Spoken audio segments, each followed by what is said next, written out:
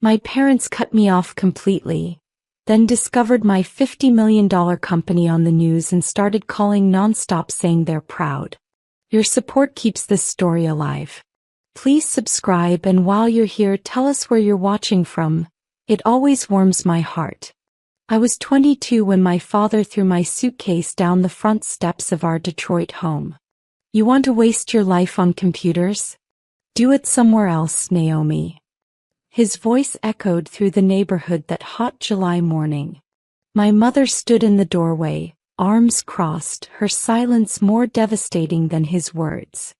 I just told them I was dropping out of Wayne State to pursue my startup idea, a cybersecurity platform I'd been developing in my dorm room for 18 months. Daddy, just let me explain the business model. Business model? He laughed bitterly. You sound like those white kids on TV. We didn't sacrifice everything so you could throw away a real education for some fantasy. My younger brother Noah watched from his bedroom window, his face pressed against the glass. He was 15 then, still their golden child, the one who followed rules. My mother finally spoke. If you walk away from that scholarship, don't come back. We're done paying for your mistakes. Her words were surgical, precise. 20 years of raising me and she could still cut deepest. I grabbed my suitcase, hands shaking, and called my best friend Aaliyah. Can I crash with you? My voice cracked. It's really over. What they didn't see was the laptop in my backpack containing code that would eventually protect 300 million users worldwide. What I didn't know was that this moment would define everything that came after. Every late night, every rejected pitch, every time I wanted to quit but remembered that doorway, my mother's crossed arms, my father's contempt. I was homeless by choice but abandoned by force. Aaliyah's apartment in Corktown was 400 square feet of barely controlled chaos. She worked double shifts at a hospital while finishing nursing school, and I'd transformed her coffee table into my office. You've got 3 months, she said that first week, handing me ramen. Then you need to show me something real or you're getting a real job. Fair enough. She was risking her lease for me. My startup, CipherShield, was designed to detect and neutralize cybersecurity threats before they breached systems. The code was revolutionary. I'd figured out a pattern recognition algorithm that anticipated attacks by analyzing behavioral anomalies. But revolutionary doesn't pay rent. I spent August applying to accelerators, pitching to anyone who'd listen, living on $4 a day. My phone buzzed constantly those first weeks. Not my parents, never my parents, but Noah. Mom cries every night, he texted. Dad says you're dead to him, but I know he checks your Facebook. I blocked him after the 15th message. I couldn't afford the emotional bleeding. Each text was a knife wound I didn't have time to bandage. Then September hit like a freight train. I got rejected from Y Combinator Techstars and 6 other accelerators. Too ambitious, one wrote. Not enough traction. Another said, interesting idea, but we're looking for more experienced founders. Translation. They didn't believe a black girl dropout could build enterprise security software. My bank account showed $87. Aaliyah's patience was wearing thin. I could see it in how she'd glance at the couch where I slept, at my clothes taking over her bathroom. Naomi, I love you, but... She didn't finish. He didn't have to. October brought Jamal Washington into my life at a tech meetup I'd crashed for the free pizza. He was 45, a retired software architect from Microsoft who'd made his fortune in the first dot-com boom. You the girl with the security startup? He'd been watching my pitch to a disinterested audience. My stomach was growling so loud I worried he'd heard it over my presentation. That's me, I said, trying to sound confident despite my thrift store blazer and scuffed sneakers. He studied me like I was a line of code. Your algorithm, walk me through it again. Slowly.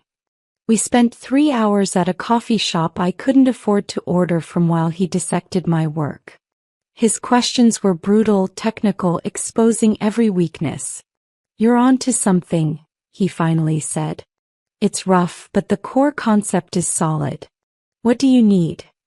I wanted to cry. Instead, I said, $20,000 for 6 months of development and a server setup.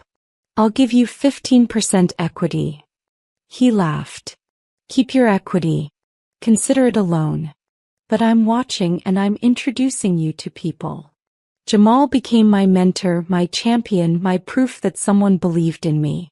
He connected me with Elena Rodriguez, a venture capitalist who specialized in cybersecurity. "She's tough," he warned. "Make it count." I had one shot and I was starving, exhausted, and desperate enough to be dangerous. The night before meeting Elena, I called my parents' number.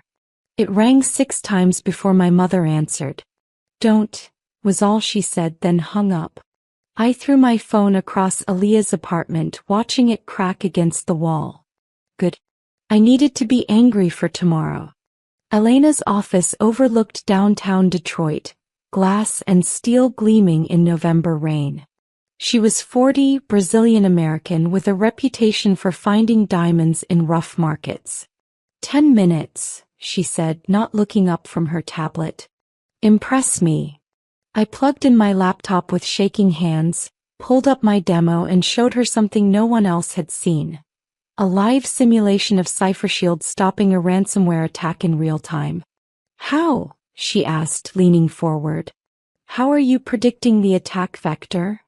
I explained my algorithm, the pattern recognition, the machine learning model I'd trained on 13 months of data.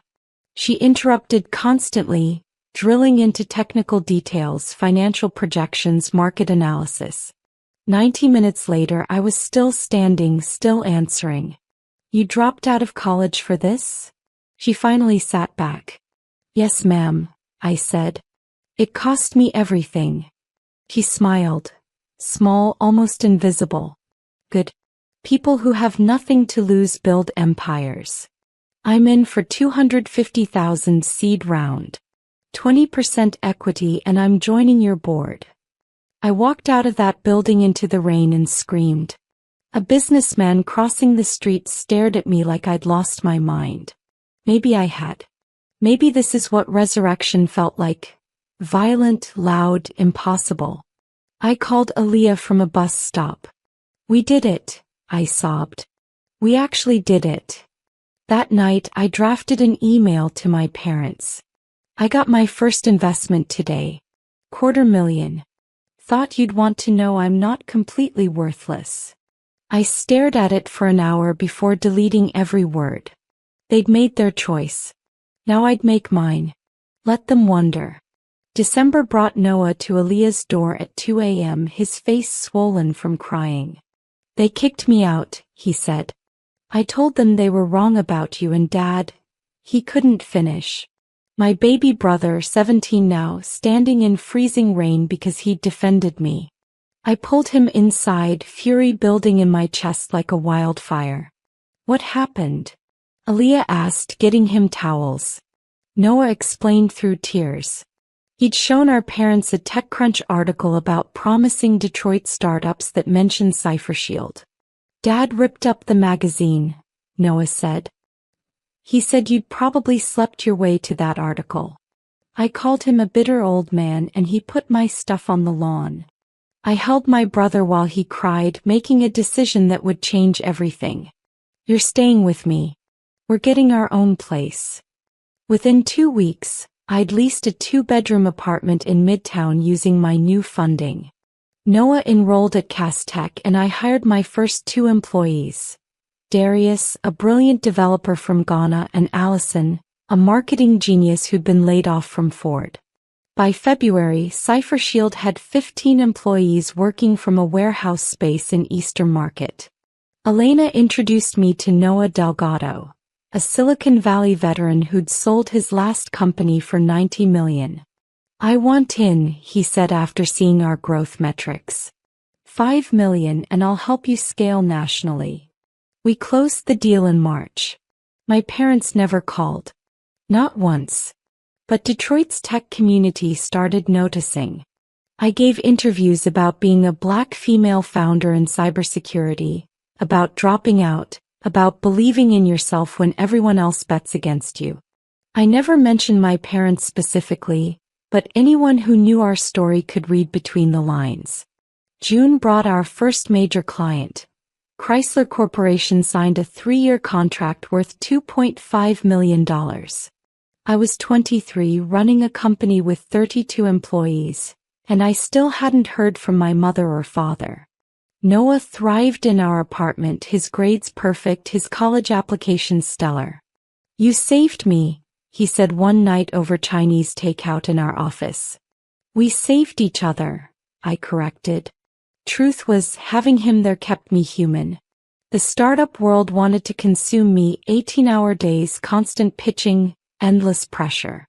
Noah forced me to eat dinner, to sleep occasionally, to remember why I'd started this.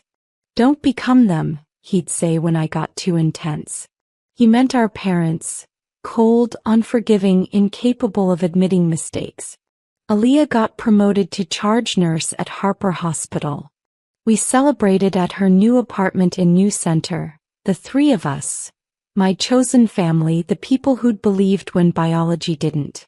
"Remember when you slept on my couch?" Aaliyah laughed. "Look at you now, so Naomi." We toasted with cheap champagne that tasted like victory. August brought our series a funding round. Elena led it, bringing in 2 more venture capital firms. $7 million at a $50 million valuation. I was a multimillionaire on paper, still 23, still haunted by that doorway in Detroit where my parents had ended us. "You should reach out," Jamal suggested during a board meeting. "Success is hollow without family." "They made their choice," I said, voice harder than I intended. "I'm making mine." But late at night I'd scroll through old photos on my phone. Birthday parties, graduations, family dinners before everything shattered. My mother's smile before it became a weapon. My father's laugh before it turned to contempt. I grieved them like they'd died, because in a way they had. September brought the storm. Someone leaked internal communications from our competitor, SecureNet Solutions, showing they'd been systematically stealing our code. Worse, their CEO had been bribing former employees to sabotage our releases. The evidence was devastating. Emails, financial records, everything. I had a choice. Go public and destroy them, or handle it quietly through lawyers. I called an emergency meeting with Elena, Noah, Delgado, and Jamal. "We go nuclear," I said. "We expose everything, file criminal charges, and show the industry what happens when you steal from us." Elena hesitated. "That's risky, Naomi. Could make you look vindictive." I smiled coldly. "Or it could make me look like someone you don't cross." We held a press conference in October. I stood before cameras and reporters, dressed in a navy suit that cost more than my father's monthly salary, and laid out the evidence. "Corporate espionage isn't innovation," I said. "It's theft, and we're prosecuting fully." The industry erupted. SecureNet's stock cratered 40% in one day. Their CEO resigned within a week. The press loved it. Young Black female founder takes down billion-dollar competitor. Forbes wrote a profile. TechCrunch called me the Queen of Digital Justice. My face was everywhere, and I knew my parents had to be seeing it. Part of me hoped they were proud. The other part hoped they were choking on their judgment. Noah forwarded me a text from our mother. "Tell your sister we saw the news. She looks thin. Is she eating?" I laughed until I cried. Almost 2 years of silence, and that was her opening line? Noah replied for me, "She's fine. Better than fine, actually." November brought the announcement everyone in tech had been waiting for, Forbes 30 under 30. I made the list, number 7 in enterprise technology. The magazine's photographer came to our office, now occupying 2 floors of a renovated building in downtown Detroit. "Tell me your story," he said, setting up lights. I told him the sanitized version, dropped out, took a risk, built something meaningful. The article came out in December and it was different. The writer had done research, found people who knew my history. Naomi Bryant overcame family estrangement and homelessness to build Cipher Shield, the piece read. When asked about her parents, she simply says, "Some people can't see your worth until the world validates it. That's their loss, not mine." I'd said that during the interview, bourbon brave and tired of pretending it didn't hurt. The article went viral. My phone exploded with messages. Reporters, podcast hosts, conference organizers. Everyone wanted the against all odds narrative. But the call I didn't get was the one I'd stopped expecting. My parents remained silent and I told myself I was fine with that. I was lying. Christmas approached and Noah asked the question I'd been dreading. "Are we going to visit them?" He meant our parents. I looked at my baby brother, now 18 and thriving, and said, "They know where we are." We spent Christmas Day at Aaliyah's with her family, passing collard greens and cornbread, laughing until our sides hurt. This was family, chosen, earned, real. But that night, alone in my apartment, I broke. I called their number and hung up before anyone answered. 3 times I did this, pathetic and desperate, before finally sending a text. "Merry Christmas. Noah's doing great. I hope you're well." No response. Never a response. January brought Tasha Freeman back into my life. We'd been close in college, best friends before I dropped out. She'd stayed, finished her degree, gotten a corporate job at Google.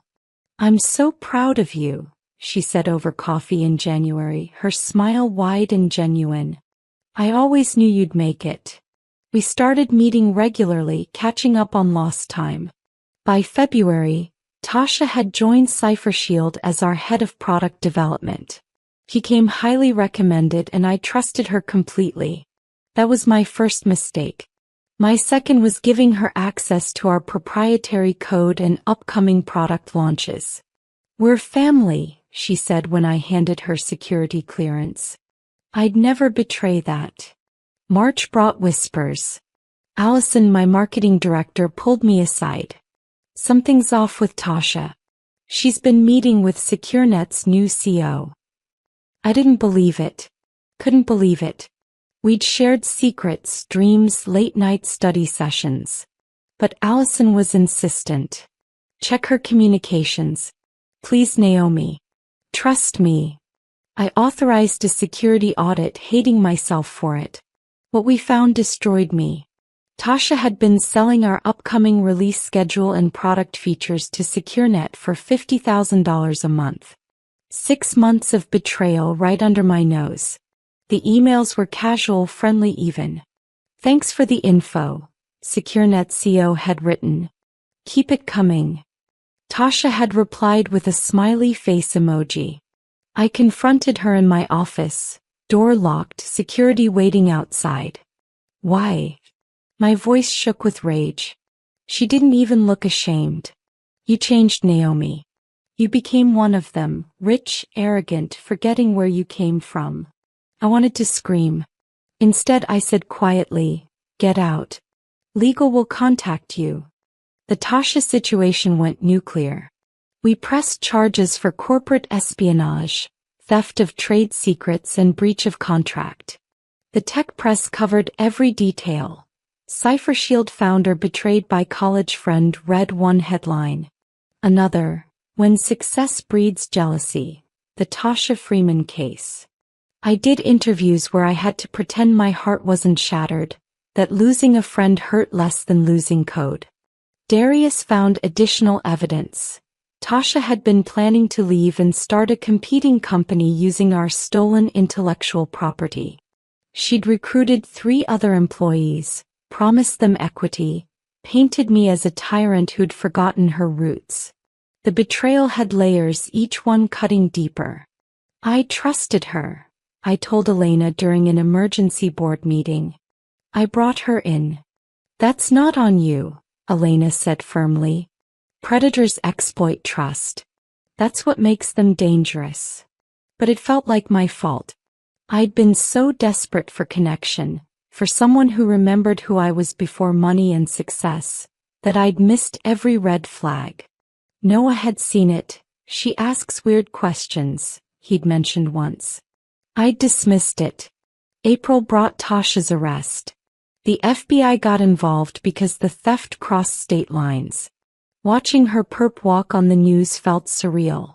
My former friend in handcuffs facing 20 years federal time. Part of me felt vindicated. The larger part felt hollow. How many more people would I lose to this company? This success I'd built from nothing? My mother called that night. First time in almost 3 years.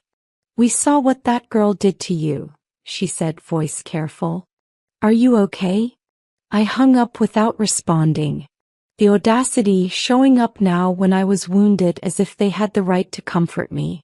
May brought the TechCrunch Disrupt conference in San Francisco. I was keynoting, telling CipherShield's story to 3,000 attendees. My speech was scheduled for noon on the main stage. I'd practiced it dozens of times, perfecting every pause, every inflection. What I couldn't prepare for was seeing my parents in the third row, dressed in their Sunday best, watching me like proud spectators. My hands shook as I walked on stage. They had no right to be there in that audience after everything. But there they sat.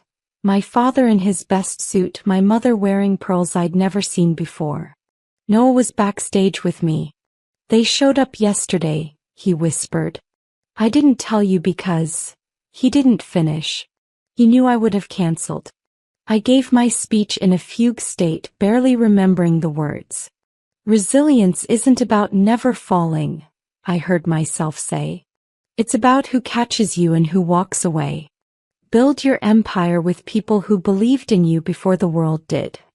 The applause was thunderous. My parents stood, clapping harder than anyone, tears streaming down my mother's face. Backstage they tried to approach. Naomi, honey, you were magnificent, my mother said, reaching for me. I stepped back. Don't. My father looked older, smaller somehow. We were wrong, he said. We were scared and wrong, and we've regretted it every single day. I laughed bitterly. You've had 1,000 days to say that. You chose today. Security escorted them out at my request. Noah watched silently, torn between the sister who'd raised him and the parents who'd abandoned us both. They're still our parents, he said quietly. I shook my head. They're strangers who share our DNA. There's a difference. That night I blocked their numbers, their emails, every avenue of contact. I was done bleeding for people who only loved me when the world was watching. June brought the call that changed everything. Apple wanted to acquire CipherShield for $200 million. Elena delivered the news during our Monday morning board meeting. They're serious, she said. Full acquisition, you'd stay on as VP of Security for 3 years and everyone gets paid out. $200 million. My share would be $90 million after taxes. I was 25 years old. I'd built this company from nothing, sleeping on Aaliyah's couch, surviving on ramen and rage. And now Tim Cook's team wanted to buy it. What do you think? I asked Noah Delgado. He smiled. I think you've already decided. He was right. I wanted to sell to prove something to ghosts who didn't deserve the satisfaction. To show my parents exactly what they'd missed. The negotiations took 3 weeks. Apple's lawyers, our lawyers, endless conference calls about earnouts and retention packages. By July, we'd agreed on terms, $250 million with performance bonuses. The deal would close in September, right after my 26th birthday. I'd go from dropout to multimillionaire in 4 years. The American dream, Silicon Valley style. But success felt emptier than I'd imagined. Aaliyah threw me a celebration dinner, inviting everyone who'd helped. Jamal, Darius, Allison, the early employees who'd believed. Speech, they chanted. I stood looking at these people who'd become my family. None of this happens without you, I said. You believed in a dropout with a laptop and a dream. I'll never forget that. My phone buzzed constantly. Reporters, other founders, investors wanting meetings. Lost in the noise was a text from an unknown number. Congratulations on your success. We always knew you'd make it. Love, Mom. I deleted it without responding. They'd known nothing. Believed nothing. They didn't get to claim this victory. September 15th, the deal closed. Cipher Shield became part of Apple's security infrastructure, and I became one of the youngest Black female executives in Silicon Valley. The wire transfer hit my account at 9 a.m., $93 million after taxes and payouts. I stared at my phone screen, watching those numbers that didn't feel real, didn't feel earned, even though I'd nearly died building this. My parents showed up at the closing party uninvited. Aaliyah saw them first, trying to talk their way past security at our Detroit headquarters. Should I send them away? She asked. I looked at them through the window. Older, smaller, desperate in a way that should have satisfied me but only made me tired. Let them in, I said. It's time. They approached nervously, clutching a wrapped gift like an offering. Nomi, my mother started, but I held up my hand. You don't get to do this, I said quietly. You don't get to show up now after 4 years of silence and pretend you were always proud. You threw me away when I needed you most. My father's face crumpled. We were wrong. God, Naomi, we were so wrong. We were scared and we thought we were protecting you from failure, but I laughed, sharp and bitter. You weren't protecting me. You were protecting yourselves from the embarrassment of a dropout daughter. There's a difference. We lost everything, my mother sobbed. 4 years with our daughter, watching Noah grow up, being a family. We lost everything that mattered because we were proud and stupid and scared. She was right, but it didn't change the past. The doorway where they'd thrown my suitcase. The 2 a.m. phone calls to their number that went unanswered. The Christmases alone. I forgive you, I finally said, and watched hope bloom on their faces. But forgiveness doesn't mean reconciliation.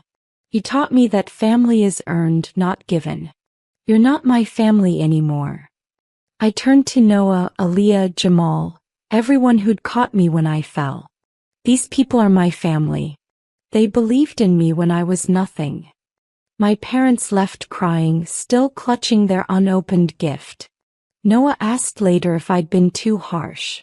Maybe, I admitted.